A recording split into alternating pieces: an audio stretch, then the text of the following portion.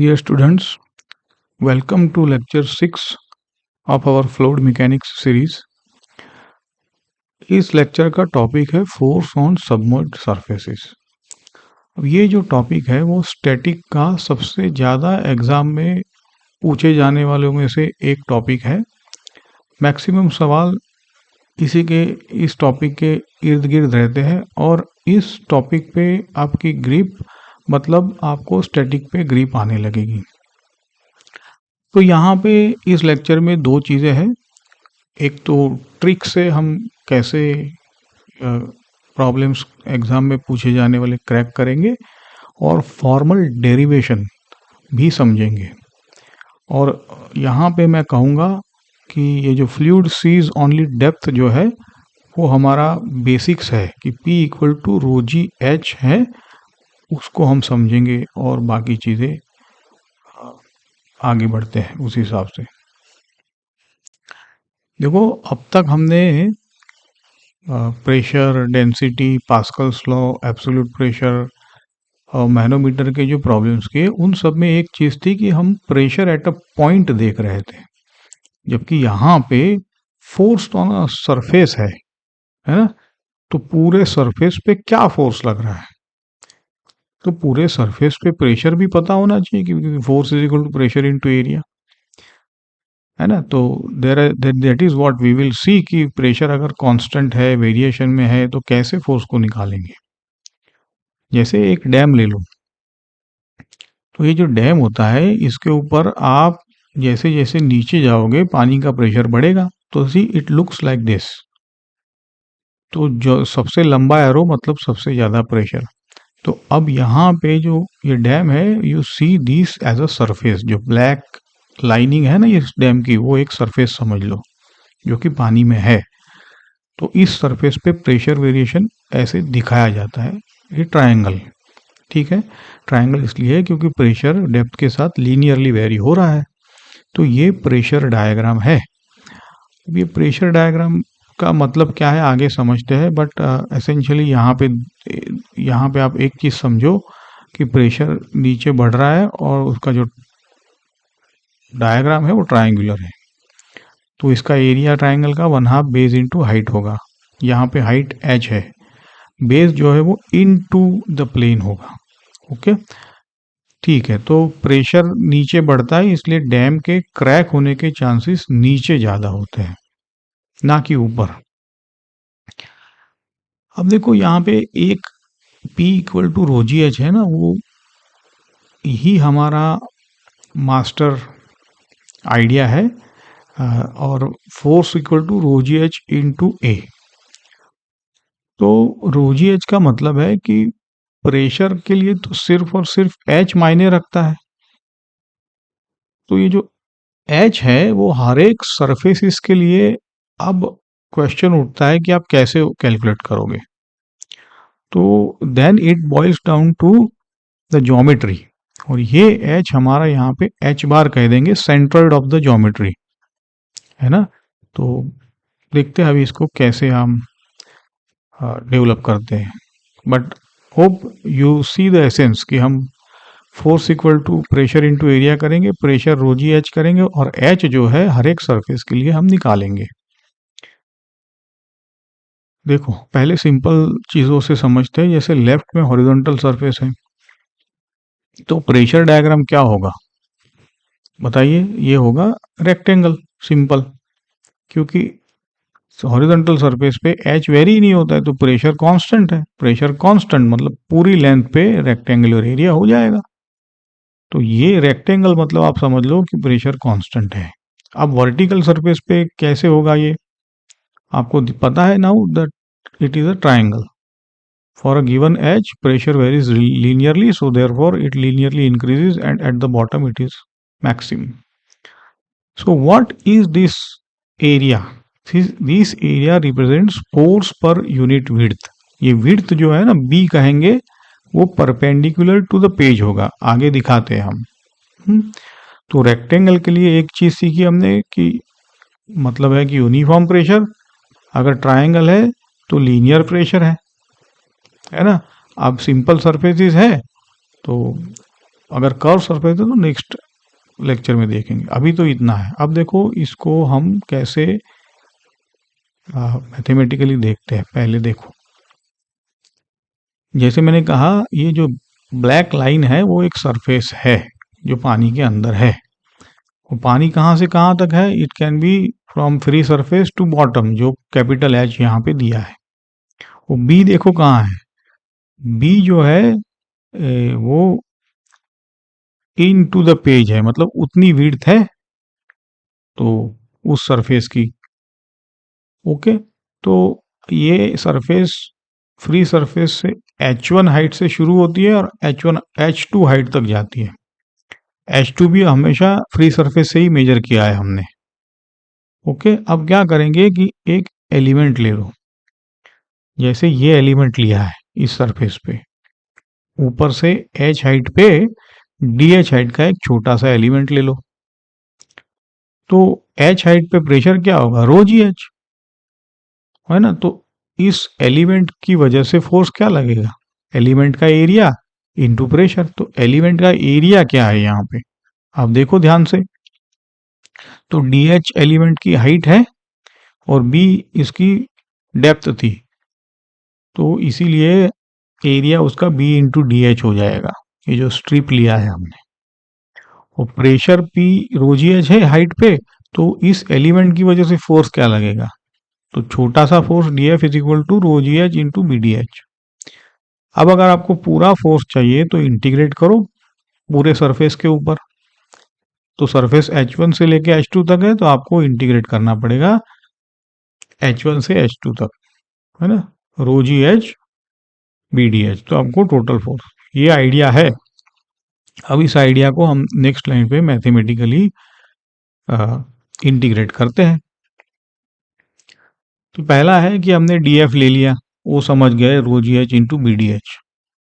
उसका इंटीग्रेशन भी समझ गए, h1 से लेके h2 तक टाइम्स बी डी एच। अब ये जो सेंट्रॉइड की डेफिनेशन है summation of b d h h, वो है ना सरफेस एरिया का सेंट्रॉइड का डेफिनेशन है, जैसे COM का डेफिनेशन था। Don't worry about that part, it is no, it is just for your info. We have this table जहां पे हम एच बार निकाल लेंगे, but this is to just show you. तो यहां से जो summation b d h into h है वो ए एच बार लिख सकते हैं, इसीलिए फोर्स को लिखा गया है रो जी एच बार इंटू ए,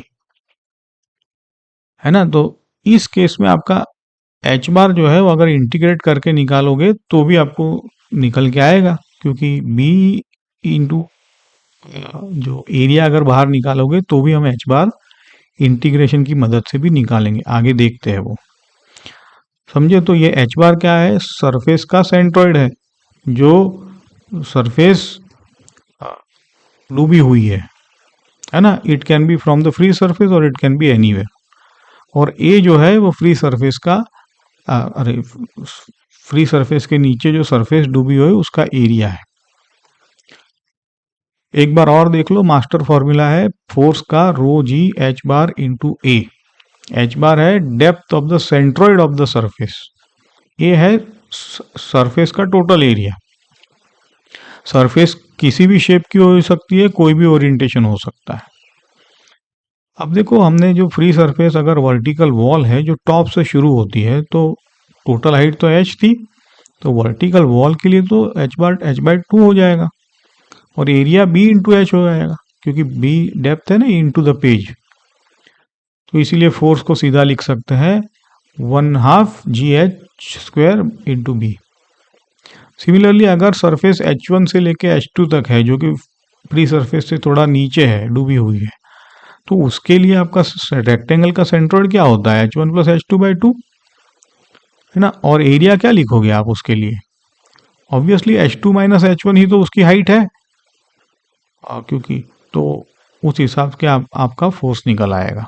ठीक है, तो हर एक सरफेस के लिए हमें एच बार पता है, लेकिन फिर भी हम एक बार और इंटीग्रेशन से निकालेंगे, जैसे ट्रायंगल है।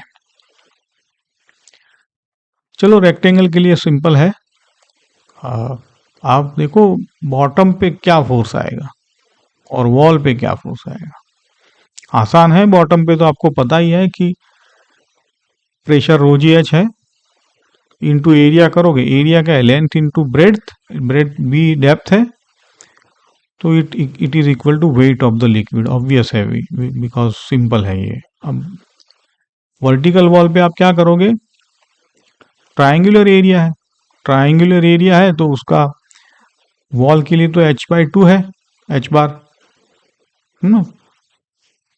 देखो यहाँ पे वॉल पे आपका h/2 अगर मल्टीप्लाई करोगे तो फोर्स ऑन द वॉल आ जाएगा आपका 1/2 GH² टाइम्स बी, और सेंट्रोइड इसका है h/2 पे।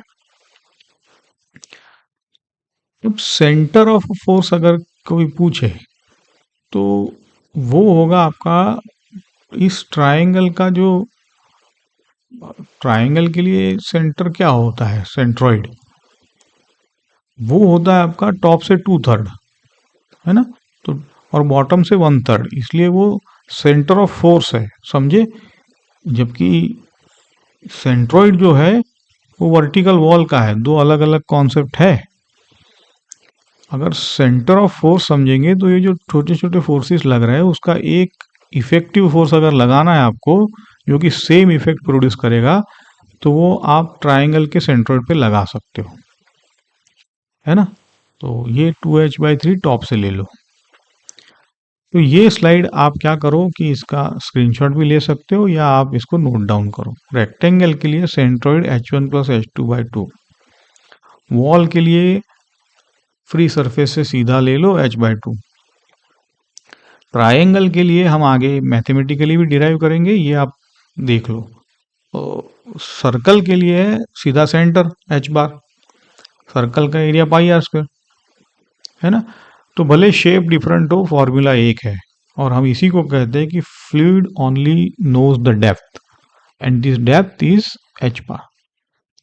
चलो अब हम ट्राइंगल के लिए देखेंगे कि ट्राइंगल का अगर नीचे है फ्री सरफेस से, तो देखो उसकी डेप्थ b है इनटू द पेज, है ना। ऐसा ट्राइंगल ऐसा, ओके, बेस जो ऐसा आपको 3D विजुलाइज करो, ये उसका हाइट जो है वो a है, और ऊपर से एपेक्स शुरू होता है h0 पे। अब इसको क्या करो, स्ट्रिप ले लो एक, ऊपर से y नीचे आओ, है ना, एपेक्स से, और y डेप्थ पे एक स्ट्रिप ले लो आप।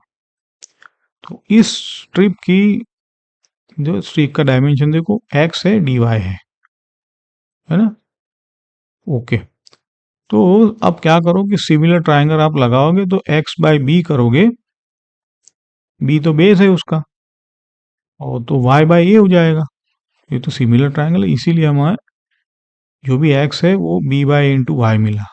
अब स्ट्रिप का एरिया क्या होता है, रेक्टेंगल का एरिया, इस स्ट्रिप के लिए x इंटू डी वाई, तो x को रिप्लेस करेंगे तो b/a y dy आए, समझे। अब इसी को हम इंटीग्रेट करेंगे अगली स्लाइड में। तो df के लिए क्या करेंगे कि रो जी एच इंटू एरिया, रो जी एच क्या है, एच तो h0 + y है, देखो ऊपर से h0 और नीचे उसके y, तो h0 + y टोटल डिस्टेंस हो जाएगा। ओके, तो देखो ये सेटअप हमने दिखा दिया है। अब हम फॉर्मल इंटीग्रेशन करते हैं इसको, है ना। तो b/a y dy, अब इसका इंटीग्रेशन लिमिट क्या है आपका, आपको पूरी अगर स्ट्रिप ट्रायंगल कवर करना है तो 0 से लेके a तक, तभी तो पूरा ट्रायंगल सरफेस कवर हो जाएगा। तो आप आसान इंटीग्रेशन है तो ये, बट रिगार्डलेस ऑफ दैट, अगर आपको h बार की मास्टर फॉर्मूला याद है तो भी आप इसको कर सकते थे, है ना। ट्रायंगल के लिए आपका टॉप से 2/3 होता है, ये रेक्टेंगुलर सरफेस नहीं है, ये ट्रायंगुलर है। ट्रायंगुलर के लिए जो उसका सेंट्रोइड होता है वो तो टॉप से 2/3 होता है। तो इसीलिए हमने h0 + 2a/3 रख के मास्टर फॉर्मूला में लगाते तो भी हमारा सीधा रिजल्ट आ जाता। तो कोई इसमें इंटीग्रेशन की ज़रूरत नहीं है ना। तो fluid only sees h bar and we know h bar for all surfaces. चलो तो यहाँ समराइज कर लेते हैं कि हमारा आइडिया है कि हमको सिर्फ ये डेप्थ निकालनी है P equal to rho g h में। प्रेशर डायग्राम क्या होता है, फोर्स पर यूनिट विड्थ। तो अगर प्रेशर डायग्राम पता है तो हमें एक्चुअल फोर्स सरफेस पे भी पता है। रेक्टेंगुलर है अगर डायग्राम तो मतलब प्रेशर यूनिफॉर्म है, ट्रायंगल है तो प्रेशर लीनियरली वेरी कर रहा है। एच बार से हमें master formula F is equal to rho g h bar A. H bar centroid है सरफेस का, किसी भी सरफेस के लिए है।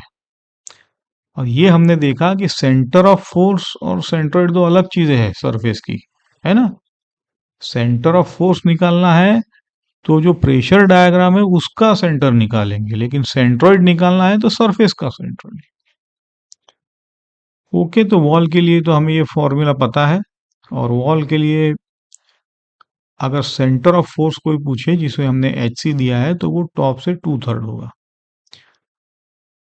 चलो ये सबसे इम्पोर्टेंट स्लाइड है। आप ये 5 एग्जाम्पल्स है जिनको आप प्रैक्टिस करें। एंड जो भी आपका डिफिकल्टी है you are welcome to comment and I will try to get back to you. So हम नेक्स्ट लेक्चर में अब इंक्लाइंड अगर सरफेस है या कर्व सरफेस है ये सारी चीज़ें कवर करेंगे। So stay in tune.